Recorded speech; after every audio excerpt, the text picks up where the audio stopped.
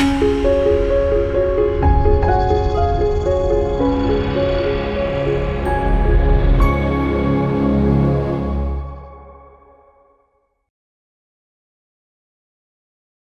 మాత్రం. నేను మీ journalist Navata. Welcome to R voice.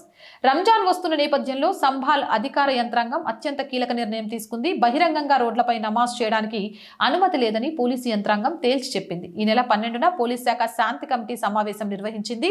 Eid పండుగ నేపథ్యంలో అధికారులు అత్యంత అప్రమత్తంగా ఉన్నారని, శాంతి భద్రతలను కాపాడటమే తమ ప్రధాన లక్ష్యమని అన్నారు. మసీదుల బయట బహిరంగ రహదారులపై నమాజ్ చేస్తే కనబడితే వారిపై కఠిన చట్టపరమైన చర్యలు తీసుకుంటామని హెచ్చరించింది. అవసరమైతే జైలుకు కూడా పంపడానికి వెనుకాడమని తేల్చి చెప్పింది. అశాంతిని రేకెత్తించే ప్రయత్నాలు చేస్తే మాత్రం సహించమని సంభాల్ పోలీసు యంత్రాంగం పేర్కొంది. ట్రాఫిక్ కి మరియు ప్రజల రాకపోకలకు అంతరాయం కలగకుండా నివారించడానికి రోడ్లపై ప్రార్థనలు చేయడంపై ఆంక్షలు విధించారు. అయితే సంభాల్ అధికార యంత్రాంగం ఇంత స్పష్టమైన నిర్ణయం ప్రకటించినా కొందరు ముస్లిం ఛాందస్సులు రెచ్చగొట్టే ప్రయత్నాలు చేస్తున్నారు.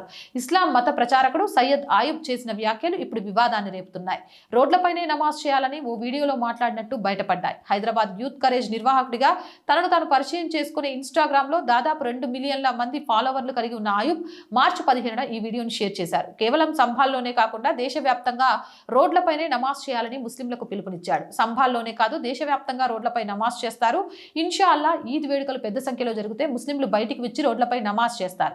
రహదారిపై ప్రార్థనలు చేస్తున్న ముస్లింలను ఆపగలమని ఎవరైనా అనుకుంటే ప్రయత్నించి చూడనివ్వండి. కేసులు పెడతామనే బెదిరింపులకు గానీ, జైలుకు పంపుతామనే బెదిరింపులకు గానీ ముస్లింలు భయపడరు అంటూ అందులో పేర్కొనడం సంచలనం రేపుతుంది. రహదారులపై బహిరంగ నమాజ్ చేయవద్దని అధికార యంత్రాంగం పదే పదే హెచ్చరికలు చేసిన సయ్యద్ ఆయుబ్ దాన్ని విరుద్ధ వ్యాఖ్యలు చేయడం రెచ్చగొట్టడమే అవుతుంది. అయితే 2024లోనూ ఆయుబ్ పై తీవ్ర ఆరోపణలు వచ్చాయి. సోషల్ మీడియా ద్వారా మోసం మరియు అక్రమ నిధుల సేకరణ చేశాడని హైదరాబాద్ పోలీసులు ఏకంగా కేసులు నమోదు చేశారు. ఐపీసీ సెక్షన్ 420 కింద నమోదైన ఎఫ్ఐఆర్ ప్రకారం గాజాకు వ్యక్తిగతంగా సహాయాన్ని అందిస్తానని చెప్పి ఆయుబ్ ఆన్లైన్లో విరాళాలు సేకరించినట్లు ఆరోపణలు ఉన్నాయి. మరి ఇలాంటి వ్యక్తుల గురించి ఏమనాలి? ఇలాంటి రెచ్చగొట్టే వాళ్ళు మత సామరస్యాన్ని దెబ్బతీస్తున్నట్టు కాదా? వీళ్ళ మీద యాక్షన్స్ ఎందుకు ఉండవు? మీ అభిప్రాయం ఏంటి? కామెంట్ సెక్షన్లో పెట్టండి. మోర్ వీడియోస్ కోసం ఛానల్ వెంటనే సబ్స్క్రైబ్ చేయండి. రోజు చెప్పేదండి R group of channels, R voice, R political, R Sanskriti, 3 మన ఛానల్సే. So please subscribe our channels. Content బాగుంది అనిపిస్తే లైక్ చేయండి, షేర్ చేయండి, మీ అభిప్రాయాన్ని కామెంట్ చేయండి. అలాగే ఆర్థికంగా ఆర్ వాయిస్కి చేయుతగా నిలవండి. ఆర్థికంగా సపోర్ట్ చేయాలి అంటే సబ్స్క్రిప్షన్ పక్కనే జాయిన్ అనే బటన్ ఉంది.